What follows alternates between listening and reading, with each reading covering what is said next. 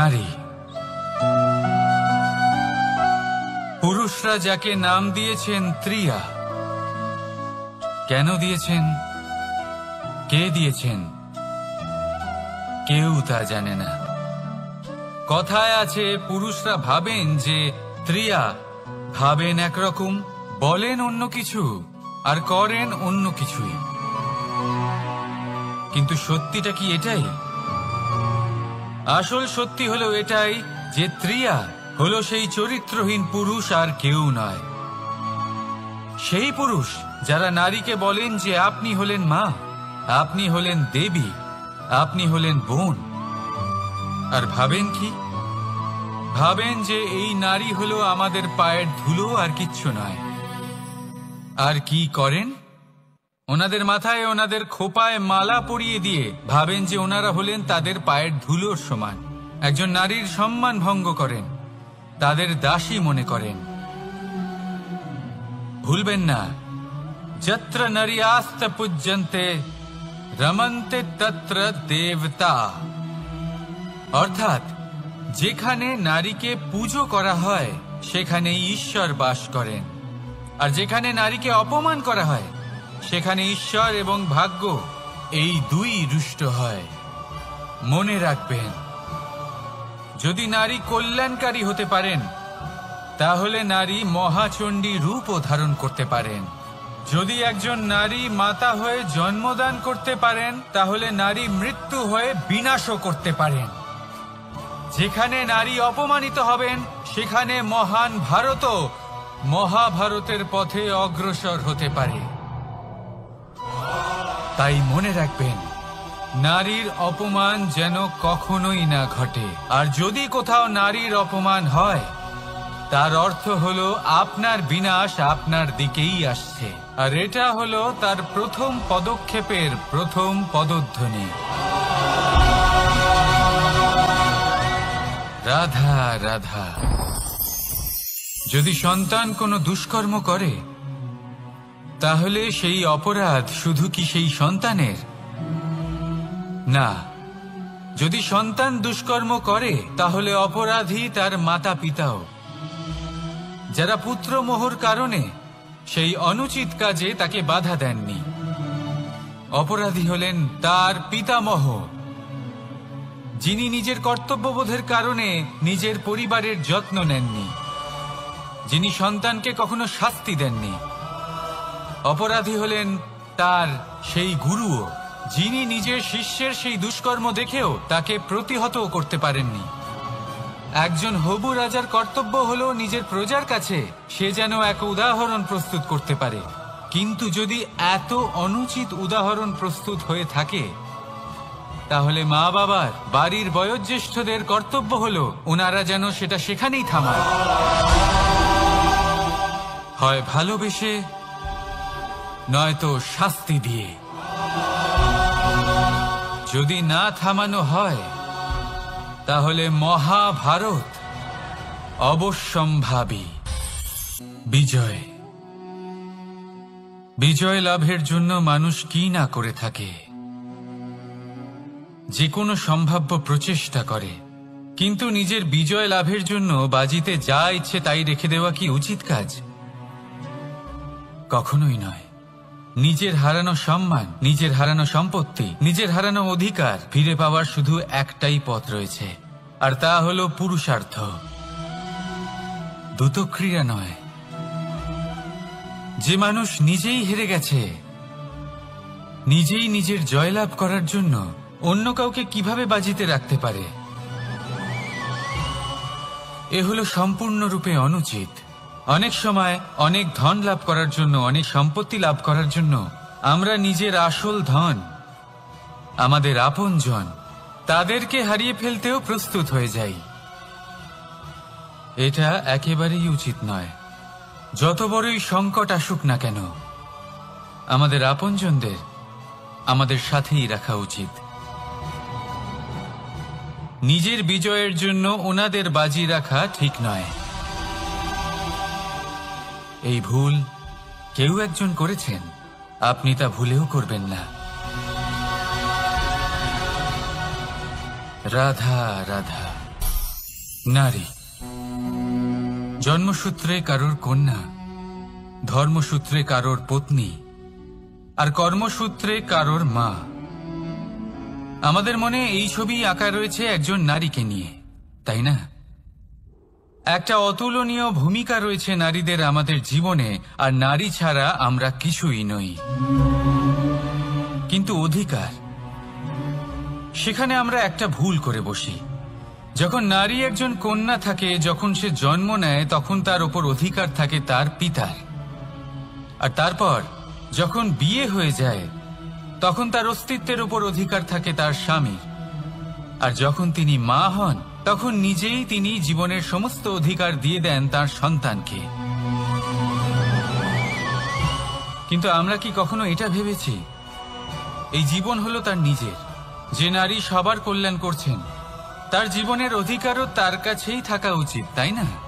তার নিজের জীবনের সিদ্ধান্ত সে নিজেই নিতে পারেন, নিজেই নিজের ভাগ্যের রচয়িতা হতে পারেন। আর এর জন্য আমাদের নিজেদের পাল্টাতে হবে, দৃষ্টিভঙ্গি পাল্টাতে হবে। কারণ এই ধারণা সেটা আজ বা কালকের ব্যাপার নয়, এটা ঘটে চলেছে বহু বছর ধরে, আর চলতেই থাকবে যদি আমরা এটা না বদলাই। আর এটা তখনই সম্ভব হবে যখন আমরা নিজেদের মধ্যে পরিবর্তন আনব। তাই আজকের পর থেকে, এই মুহূর্ত থেকে, কোনো নারীর ওপর অকারণ অধিকার স্থাপনের আগে সহস্রবার ভেবে দেখবেন। কারণ যখন নারী নিজের অধিকার কেড়ে নিতে বাধ্য হবেন, তখন শুধু এবং শুধুমাত্র বিনাশই ঘটবে। রাধা রাধা। অনেক ব্যক্তির মনে একটা প্রশ্ন জাগে আমাকে আর রাধাকে নিয়ে। বলেন যে, না আমি আর রাধা একসাথে থাকি, না আমাদের বিয়ে হয়েছে। আমি এখানে দ্বারকাতে, ও ওখানে বর্ষণাতে, তাও এত ভালোবাসা কি করে? এ কেমন সম্পর্ক? আমি তাদের একটা সহজ কথা বলতে চাই। আপনি কখনো আয়নার দিকে দেখেছেন? নিজের দুই চোখের দিকে তাকিয়ে জিজ্ঞাসা করুন, এই দুই চোখ একসাথে কেন বন্ধ হয়, একসাথে কেন খোলে, একসাথে কেন ঘুমোয়, একসাথে কেন কাঁদে? আজীবন কোনো এক মানুষের সাথে সম্পর্ক রাখা অবশ্যই সম্ভব, তাদের সাথে দেখা না করে। আমার আর রাধার ভালোবাসাও কিছুটা এরকমই, আর কিছুটা এরকমই হয় ভালোবাসা দুই নয়নের মতো, যারা কখনোই মিলিত হবে না, কিন্তু চিরকালের জন্য একসাথে জুড়ে থাকবে। এই অনুভূতি নিঃস্বার্থ হয়, আর এই নিঃস্বার্থ ভালোবাসা আপনাকে আনন্দের পথে অগ্রসর করে। জীবনে সবসময় নিঃস্বার্থভাবে ভালোবাসুন, শুধুমাত্র আনন্দই পাবেন। তাহলে আসুন আমার সাথে নিঃস্বার্থভাবে ভালোবেসে বলুন, রাধা রাধা। মানুষ, কোন ব্যক্তির নির্মাণ হয় কিভাবে?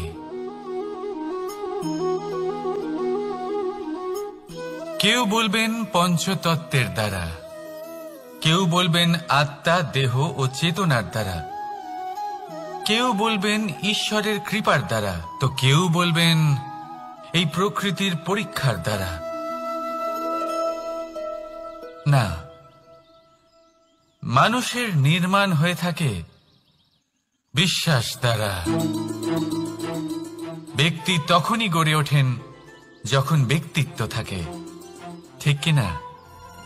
আর ব্যক্তিত্ব তখনই হবে, আর সেরকমই হবে যেরকম বিশ্বাস আপনি নিজের উপরে রাখবেন।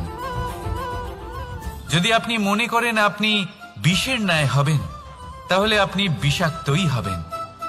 যদি আপনি এটা মনে করেন যে আপনি অমৃতের ন্যায় হবেন, তাহলে আপনি অমরই হয়ে যাবেন। যদি আপনি নিজের উপরে বিশ্বাস রাখেন যে আপনি সংসারের সব থেকে উঁচু পর্বতের শিখরে পৌঁছতে পারবেন, তাহলে আপনি অবশ্যই পৌঁছবেন। যদি আপনার এরকম মনে হয় যে আপনি এরকম কখনো করতে পারবেন না, তাহলে এরকম কখনোই হবে না। ভেবে দেখবেন, বিশ্বাসের মধ্যেই বিশ্ব বাস করে থাকে। তো আপনার অস্তিত্ব কেন করবে না?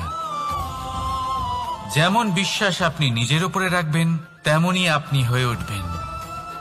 সেই জন্য নিজের উপরে বিশ্বাস রাখুন। আর হ্যাঁ, ভালোবেসে বলুন, রাধা রাধা। শত্রুতা।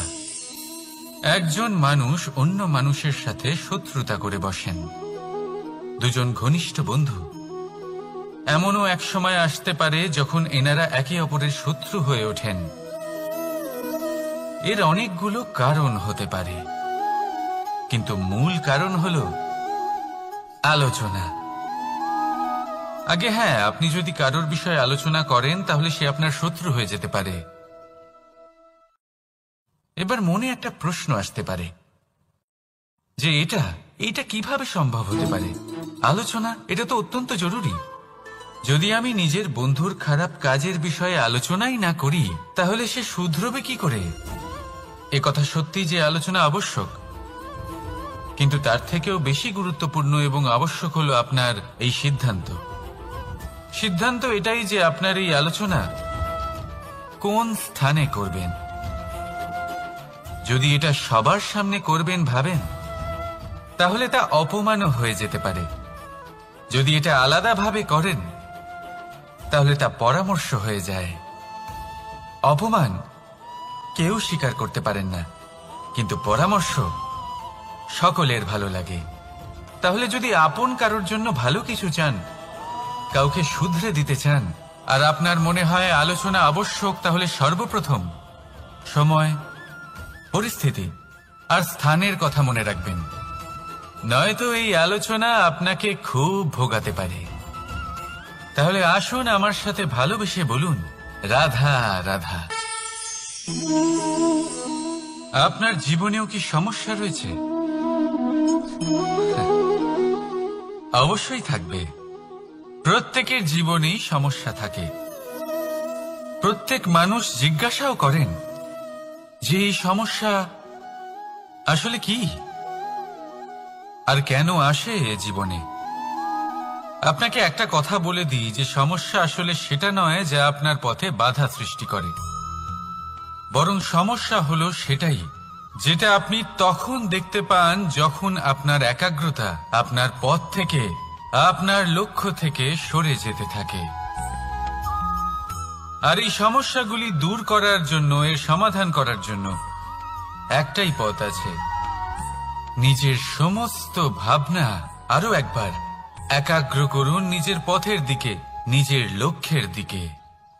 আপনার সমস্ত ভাবনা যদি কেন্দ্রীভূত হয় নিজের লক্ষ্যে, তাহলে এই সমস্যা দূরে থাকবে। যদি এরকম না হয়, যদি আপনার মন একটু অন্যদিকে চলে যায়, তাহলে এই সমস্ত সমস্যা আবার সামনে চলে আসে আর বাড়তেও থাকে। দেখুন, যেখানে আপনার লক্ষ্য রয়েছে, বাণ যদি সেখানেই চালাতে হয়, তাহলে দৃষ্টি তো সেদিকেই রাখতে হবে। তবেই তো আপনি সেই লক্ষ্য ভেদ করতে পারবেন। সেই জন্য মনে রাখবেন, সর্বদা লক্ষ্য রাখবেন নিজের পথে, সেই পথেই সামনে এগোতে থাকুন নিজের লক্ষ্যের দিকে। আপনি যত সামনে এগোতে থাকবেন এই সমস্যা তত পিছিয়ে যাবে। তাহলে আসুন আমার সাথে ভালোবেসে বলুন, রাধা রাধা। এই পাখিরা সত্যি খুব সুন্দর, আমার খুব ভালো লাগে। আপনি নিশ্চয়ই শুনে থাকবেন যে কিছু পাখির কাছে ডানা অবশ্যই থাকে, কিন্তু উড়তে পারে না।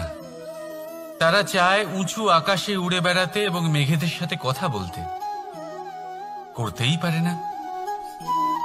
এবার এই সংসারেও পাওয়া যায় ঘুড়িও। এদের মধ্যে না জীবন আছে, না প্রাণ আছে, আর না আছে ডানা, কিন্তু এরা আকাশের সাথে কথা বলে, হাওয়ার বেগের সাথে কথা বলে, আনন্দ করে, উৎফুল্ল হয়ে ওঠে। আকাশে জীবনের কিছু মুহূর্ত কাটায়। তার কারণ কি হতে পারে? কারণ হলো সুতো। এই সুতো যদি সঠিক হাতে থাকে, তাহলে এই কাগজের তৈরি ঘুড়িও আকাশের উচ্চতায় উড়ে বেড়াতে পারে। এবার এই সুতো আসলে কি? এই সুতো হলো আসলে ভালোবাসা। এই সুতো হলো আসলে বিশ্বাসের, আর এটা আপনি দিয়ে থাকেন তাদের হাতে যাদের আপনি বিশ্বাস করেন, যাদের আপনি নিজের সর্বস্ব দিয়ে দেন। ভেবে দেখুন, এই ভালোবাসা আর বিশ্বাসের সুতো আপনি যদি সঠিক মানুষের হাতে দিয়ে দেন, তাহলে আপনি অনেক উচ্চতায় উঠতে পারবেন, আকাশের উচ্চতায় উড়ে বেড়াতে পারবেন, মেঘের সাথে কথা বলতে পারবেন, পাখিদের মতো উড়তে পারবেন, যা ইচ্ছে তাই করতে পারবেন। শুধু এই মানুষ সঠিক হতে হবে, এমন একজন মানুষ যার মনে আপনার জন্য ভালোবাসা রয়েছে, এমন এক মানুষ যার মনে কোনো স্বার্থ নেই, যিনি পরোপকারী, এমন একজন ব্যক্তি যিনি আপনার অস্তিত্বকে বাইরে নিয়ে আসতে পারবেন, তাকে উজ্জ্বল করে তুলবেন। তাহলে ভালোবাসুন, আনন্দ করতে থাকুন, আর এই আনন্দ সহকারে বলুন, রাধা রাধা। আমরা সকলে এমন ব্যক্তির সাথে থাকতে চাই যারা খুব মিষ্টি কথা বলেন, যাদের ব্যবহার আমাদের ভালো লাগে, যারা দেখতে সুন্দর হন, যাদের আমরা পছন্দ করি। আর সবসময় এমন ব্যক্তির থেকে দূরে থাকতে চেষ্টা করি যাদেরকে আমরা পছন্দ করি না, যাদের কথা আমাদের খারাপ লাগে, যাদের কথা একটু কঠোর হয়। আমরা সবসময় চেষ্টা করি এদের থেকে দূরে থাকার, ঠিক কিনা? কিন্তু যদি বাস্তবটা দেখি, তাহলে এই কঠোরতা জীবনে শান্তির প্রলেপ দেয়। ওষুধও একটু কড়াই হয়, কিন্তু এ কি করে? আমাদের সুস্থ করে তোলে। ঠিক সেইভাবেই ভালোবাসার এই অধ্যায় একটু কঠিন, একটু কড়াও মনে হতে পারে, কিন্তু এর ফল সবসময় আপনাদের স্বাস্থ্যের পক্ষে ভালোই হয়।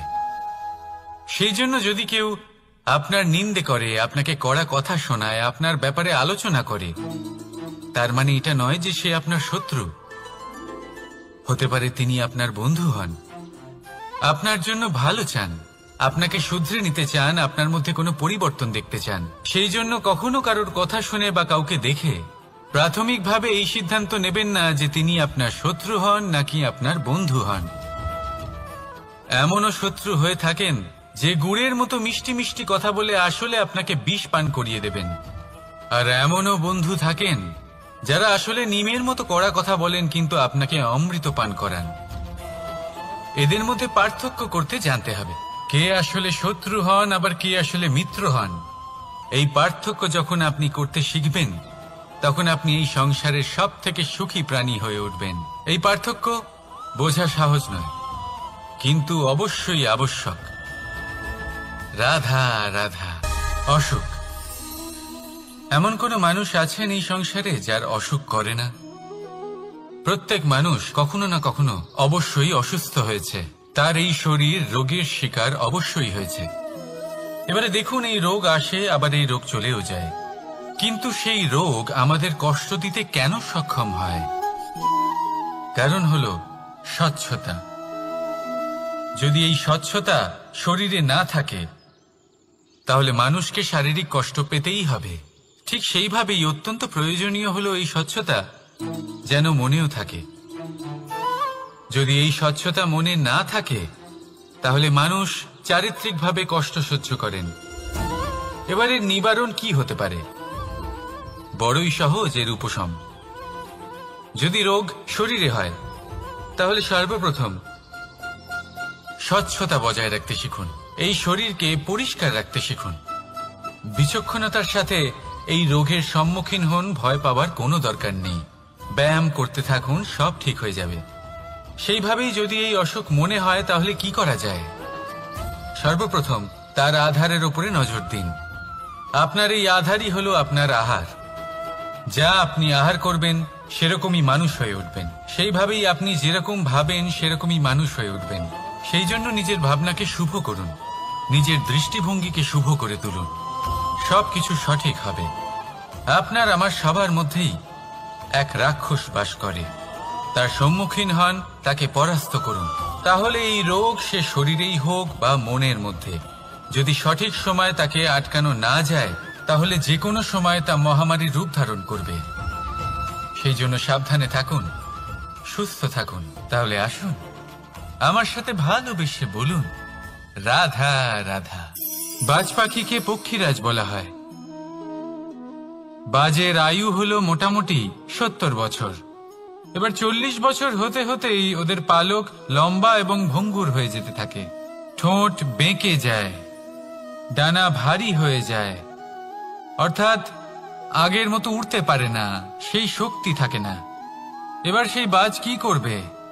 বাজ সব থেকে কঠিন নির্বাচন করে, নির্বাচন নিজের পুনর্স্থাপনার। সর্বপ্রথম একটা বিশাল পর্বতে যায়, একান্তে নিজের এক বাসস্থান তৈরি করে, আর তারপরে পাথরের সাথে নিজের ঠোঁট বারবার আঘাত করতে করতে সেই ঠোঁট ভেঙে ফেলে। তারপরে সে অপেক্ষা করে সেই ঠোঁট পুনর্নির্মাণ হওয়ার। তারপর সেটাই করে নিজের পালকের সাথে। তারপরে নিজের ডানা থেকে এক এক করে ভারী পালকগুলো ছিঁড়ে ফেলে দেয়। আর তারপর 150 দিনের এই যন্ত্রণা সহ্য করার পরে ও ফিরে পায় নিজের ওড়বার অনন্য ক্ষমতা, সেই শক্তি। আর তারপরে ও জীবনের পরবর্তী 30 বছর বাঁচে। কি বুঝলেন আপনি? যদি ইচ্ছে শক্তি থাকে তাহলে একজন দুর্বলও শক্তিশালী হতে পারে। আপনিও এটাই করুন, নিজের অতীতের যন্ত্রণার বোঝাগুলিকে ত্যাগ করুন আর কল্পনার খোলা আকাশে উন্মুক্ত হয়ে উড়ে বেড়ান। নিজের পুনর্স্থাপনা করুন, তবেই সর্বশ্রেষ্ঠ হতে পারবেন। আর মনে রাখবেন, এই ছোট ছোট পদক্ষেপই বড় বড় শিখরে পৌঁছে দিতে পারে। তাহলে আসুন আর আমার সাথে ভালোবেসে বলুন, রাধা রাধা। আপনি কি কখনো জলকে নিজের মুঠোতে ধরে রাখার চেষ্টা করেছেন? চলুন আজ করা যাক।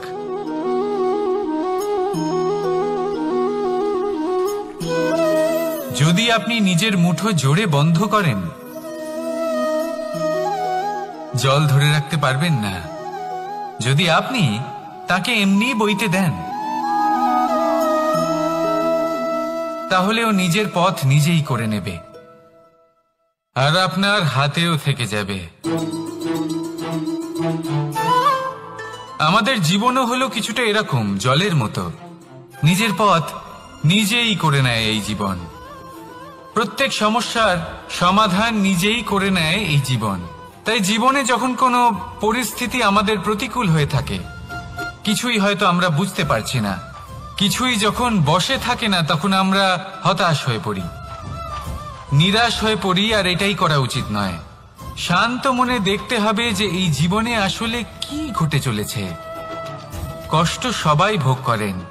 কষ্ট পেলে কেউ রেগে যান, রেগে গিয়ে পরাক্রম দেখান। এটাই তো করা উচিত নয়। শান্ত মনে সেটাই করতে হবে যা জীবন আমাদের শেখাতে চাইছে। জীবন আমাদের সব শিখিয়ে দেবে, শুধু মনে রাখবেন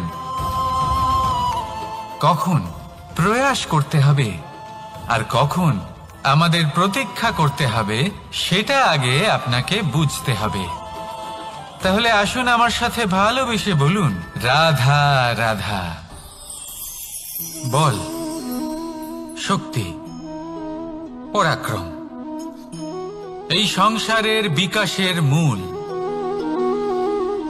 কিন্তু কখনো ভেবেছেন যে প্রকৃতি আমাদের এই বল, শক্তি, পরাক্রম কেন দিয়েছেন? যাতে আমরা জীবনে কারোর উদ্ধার করতে পারি, কাউকে সাহায্য করতে পারি, কারোর জন্য ভালো কিছু করতে পারি, কোনো গরিব অসহায় মানুষের জন্য কিছু করতে পারি। এই বল, এই শক্তির সদ্ব্যবহার করতে পারি। কখনো দেখেছেন এমন মানুষ যার কাছে অসীম শক্তি আছে, কিন্তু তার সাথেই অসম্ভব অহংকারও রয়েছে, যিনি নিজেকে সর্বশ্রেষ্ঠ বলে মনে করেন, খারাপ কাজও করেন। আপনি দেখবেন প্রকৃতি এবং মানুষ তাকে ভাঙতে সর্বদা চেষ্টা করেন। মনে রাখবেন, যতই সুবিশাল পর্বত হোক না কেন, তা যদি পথে পড়ে, তাকে ভেঙে পথ প্রশস্ত করা হয়। যদি আপনার কাছে বল থাকে, শক্তি থাকে, পরাক্রম থাকে, তাহলে তার সদ্ব্যবহার করুন, কাউকে সাহায্য করুন, কাউকে রক্ষা করুন। যদি আপনি আপনার শক্তির দুর্ব্যবহার করেন, তাহলে মনে রাখবেন আপনি নিজের বিনাশ নিজেই আমন্ত্রণ করছেন। এবার বল অর্জন করার পরে, শক্তি অর্জন করার পরে আপনি নিজেকে বিনাশ করতে চান নাকি এই সংসারের উদ্ধার করতে চান? সিদ্ধান্ত আপনার। রাধা রাধা। মানুষ আর ধন, এই দুইয়ের মধ্যে সম্পর্ক খুব ঘনিষ্ঠ। ধন হলো সেই শক্তি যার ব্যবহার মানুষ করে থাকে সাংসারিক বস্তু ক্রয় করার জন্য, নিজের জীবন যাপন করার জন্য। আর মানুষ হলো সেই শক্তি যারা ধনকে গুরুত্বপূর্ণ করে তোলেন। এবার একটা কথা বলি, ব্যবহার করা উচিত ধনকে আর ভালোবাসা উচিত মানুষকে। এটা বেশিরভাগ মানুষই বোঝেন না। মানুষ এখানেই সব থেকে বড় ভুল করে বসেন। তারা ভালোবাসেন ধনকে আর ব্যবহার করেন মানুষকে। এ হলো অনুচিত। দেখুন, আপনি একটা সূচের দ্বারা যুদ্ধ করতে পারবেন না, আর কোনো তলোয়ার দ্বারা বস্ত্র সেলাই করতে পারবেন না, তাই না? কোনটা কিসের জন্য হয় সেটা বোঝা অত্যন্ত জরুরি। আপনিও সঠিক দিকে অগ্রসর হন। মানুষকে ভালোবাসুন আর ধনকে ব্যবহার করুন। যদি আপনি মানুষকে ব্যবহার করেন তাহলে আপনি ভালোবেসে ফেলবেন ধনকে, আর এই ভালোবাসা ধীরে ধীরে পরিণত হবে লোভে, আর ধীরে ধীরে এটা আপনাকে বিনাশ করে দেবে। তাহলে সমস্ত মানুষকে ভালোবাসুন আর এইভাবে ভালোবেসে বলুন, রাধা রাধা। সাফল্য কে না চান? সাফল্য লাভ করার, শিখরে পৌঁছানোর আলাদাই একটা আনন্দ রয়েছে। আর আপনজনদেরও কে না চান? প্রত্যেক মানুষ চান যেন জীবনে তার কোনো আপনজন থাকে, যারা সবসময় তাদের সাথে থাকবে। কারণ আপনজনের সাথেই তো সাফল্যের আনন্দ সব থেকে বেশি পাওয়া যায়। কিন্তু আসলে কি হয়, অনেক সময় সাফল্যের খোঁজে সেই পথে চলতে চলতে আমরা আপনদের থেকে দূরে চলে যাই। না চাইতেও দূরে চলে যেতে হয়, ওনাদের সাথে সময় কাটাতে পারি না। আর আমরা ভুলে যাই যে সাফল্যের আসল আনন্দ আপনজনদের সাথেই পাওয়া যায়। সফল হওয়ার পরে আপনদের সাথে দেখা হলে তাদের চোখে আমাদের জন্য যে আবেগ থাকে, যে সম্মান, যে প্রেম থাকে, সেটাই হলো আসল পুরস্কার। আমরা সেই কথা ভুলে যাই এবং একা হয়ে পড়ি।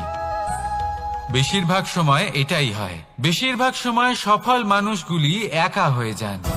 এবার আপনি কি চান? আপনি অসফল হয়ে দিনগুলি একাকিত্বে কাটাতে চান, নাকি সফল হয়ে আপনজনদের সাথে আনন্দে থাকতে চান? সেই সিদ্ধান্ত আপনার। সাফল্যের পেছনে ছুটুন, নিজেকে উজাড় করে দিন, কিন্তু আপনজনদের সঙ্গ ত্যাগ করবেন না। সেই আপনজন যারা আপনার সাফল্যের জন্য দায়ী, সেই আপনজন যিনি আপনার সাফল্যে আনন্দ পান, সুখ লাভ করেন, তাদের কখনো ত্যাগ করবেন না।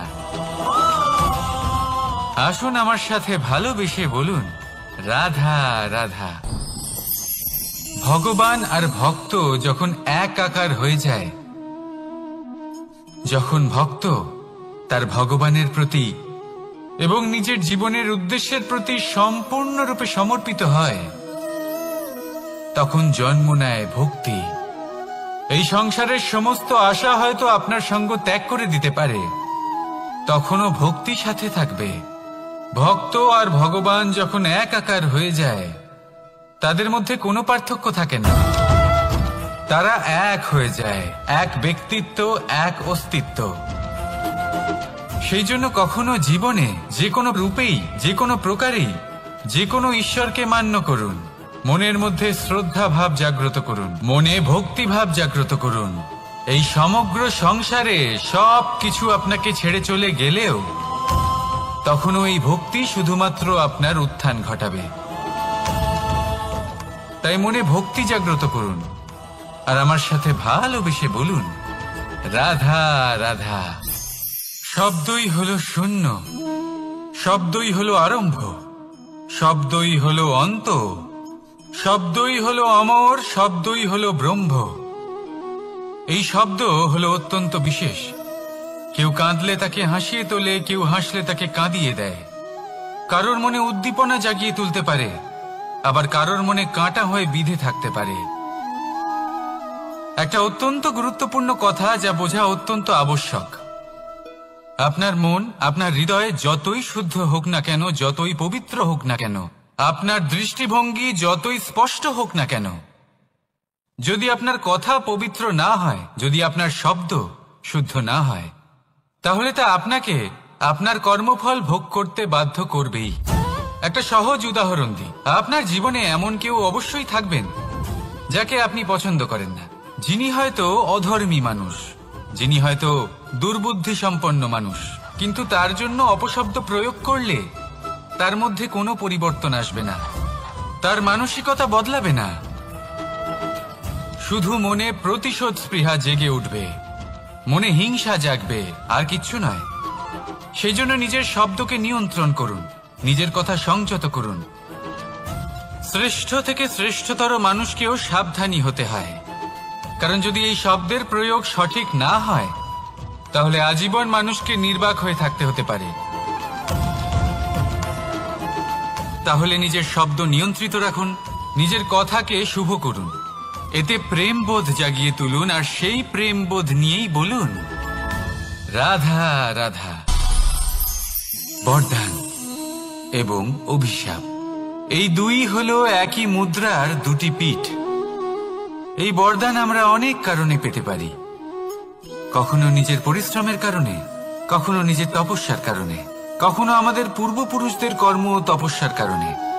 কিন্তু এই বরদান কতক্ষণ বরদান থাকবে তা আমরা নিশ্চিত করতে পারি না, তা সুনিশ্চিত করে শুধুমাত্র আমাদের কর্ম। যদি আপনাকে উদাহরণ দিই, আপনি রেশমের কীট দেখেছেন? ও বরদান পেয়েছে যে ও নিজের সুরক্ষার জন্য খোলস বানাতে পারে। এবারও তাতে এত মত্ত হয়ে যায় যে এমন এক আবরণ বানিয়ে ফেলে যাতে সে নিজেই আবদ্ধ হয়ে চাপা পড়ে মরে যায়। এটার তাৎপর্য কি? তাৎপর্য খুবই সরল। গর্ব করা খুবই ভালো, কিন্তু অহংকার করা কখনোই উচিত নয়। যদি অহংকার মনের মধ্যে প্রবেশ করে, তাহলে এই বরদান অভিশাপে পরিণত হতে সময় লাগে না। আর যদি কর্মশ্রেষ্ঠ হয়, তাহলে অভিশাপও বরদানে পরিণত হয়। তাহলে আসুন শ্রেষ্ঠ কর্ম করুন, আর আমার সাথে ভালোবেসে বলুন রাধা রাধা। সুখ, দুঃখ, মৃত্যু, মহামারী, এগুলো কখনো বলে আসে না, আবার জিজ্ঞাসা করেও আসে না। এমনই হয় দ্রুত ক্রীড়ার এই খেলায়। এক কারাগারের মতো, একটা মাকড়সার জালের মতো। যেমন একটা মাকড়সার জাল একটা পোকাকে নিজের দিকে আসতে আকর্ষিত করে নিজের চমকের দ্বারা, নিজের গঠন দ্বারা, সেরকমই দ্রুত ক্রীড়ার এই খেলা মানুষকে নিজের দিকে আসতে প্ররোচিত করে। শেষে গিয়ে মানুষ আটকা পড়ে। পার্থক্য শুধু এটাই, যখন এক পোকা এই জালে জড়িয়ে পড়ে তখন সে তার প্রাণ হারায়। মানুষ যখন এই দ্রুত ক্রীড়ায় আকর্ষিত হয়, সে নিজের মান, নিজের ধন সবকিছু হারায়, নিজের বিবেক হারিয়ে ফেলে। কিন্তু আপনি আপনার বিবেক কখনোই হারাবেন না। যদি আপনার মনে লোভ চলে আসে, আপনি লোভী হয়ে ওঠেন। যদি আপনি দ্রুত ক্রীড়ার এই খেলায় আটকা পড়েন, তাহলে মনে রাখবেন এই খেলা থেকে ফিরে আসা প্রায় অসম্ভবই বলা যায়। নিজের বিবেক কখনো হারাতে দেবেন না, কারণ বিনাশ আসার প্রথম লক্ষণ হলো বিবেকের বোধ চলে যাওয়া। এই প্ররোচনায় কখনো পা দেবেন না। আর আমার সাথে ভালোবেসে বলুন রাধা রাধা। বিজয়, বিজয় লাভের জন্য মানুষ কি না করে থাকে,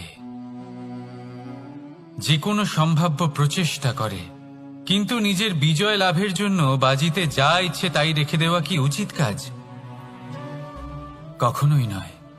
নিজের হারানো সম্মান, নিজের হারানো সম্পত্তি, নিজের হারানো অধিকার ফিরে পাওয়ার শুধু একটাই পথ রয়েছে, আর তা হলো পুরুষার্থ, দ্রুত ক্রীড়া নয়। যে মানুষ নিজেই হেরে গেছে, নিজেই নিজের জয়লাভ করার জন্য অন্য কাউকে কিভাবে বাজিতে রাখতে পারে? এ হলো সম্পূর্ণরূপে অনুচিত। অনেক সময় অনেক ধন লাভ করার জন্য, অনেক সম্পত্তি লাভ করার জন্য আমরা নিজের আসল ধন, আমাদের আপনজন, তাদেরকে হারিয়ে ফেলতেও প্রস্তুত হয়ে যাই। এটা একেবারেই উচিত নয়। যত বড়ই সংকট আসুক না কেন, আমাদের আপনজনদের আমাদের সাথেই রাখা উচিত। নিজের বিজয়ের জন্য ওনাদের বাজি রাখা ঠিক নয়।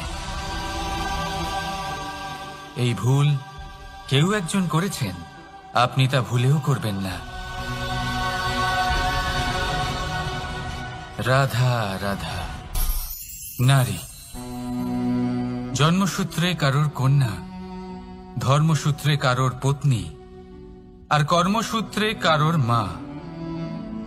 আমাদের মনে এই ছবি আঁকা রয়েছে একজন নারীকে নিয়ে, তাই না? একটা অতুলনীয় ভূমিকা রয়েছে নারীদের আমাদের জীবনে, আর নারী ছাড়া আমরা কিছুই নই। কিন্তু অধিকার, সেখানে আমরা একটা ভুল করে বসি। যখন নারী একজন কন্যা থাকে, যখন সে জন্ম নেয়, তখন তার ওপর অধিকার থাকে তার পিতার। আর তারপর যখন বিয়ে হয়ে যায়, তখন তার অস্তিত্বের উপর অধিকার থাকে তার স্বামীর। আর যখন তিনি মা হন, তখন নিজেই তিনি জীবনের সমস্ত অধিকার দিয়ে দেন তার সন্তানকে। কিন্তু আমরা কি কখনো এটা ভেবেছি এই জীবন হলো তার নিজের? যে নারী সবার কল্যাণ করছেন, তার জীবনের অধিকারও তার কাছেই থাকা উচিত, তাই না? তার নিজের জীবনের সিদ্ধান্ত সে নিজেই নিতে পারেন, নিজেই নিজের ভাগ্যের রচয়িতা হতে পারেন। আর এর জন্য আমাদের নিজেদের পাল্টাতে হবে, দৃষ্টিভঙ্গি পাল্টাতে হবে। কারণ এই ধারণা সেটা আজ বা কালকের ব্যাপার নয়, এটা ঘটে চলেছে বহু বছর ধরে, আর চলতেই থাকবে যদি আমরা এটা না বদলাই। আর এটা তখনই সম্ভব হবে যখন আমরা নিজেদের মধ্যে পরিবর্তন আনব। তাই আজকের পর থেকে, এই মুহূর্ত থেকে, কোনো নারীর ওপর অকারণ অধিকার স্থাপনের আগে সহস্রবার ভেবে দেখবেন। কারণ যখন নারী নিজের অধিকার কেড়ে নিতে বাধ্য হবেন, তখন শুধু এবং শুধুমাত্র বিনাশই ঘটবে।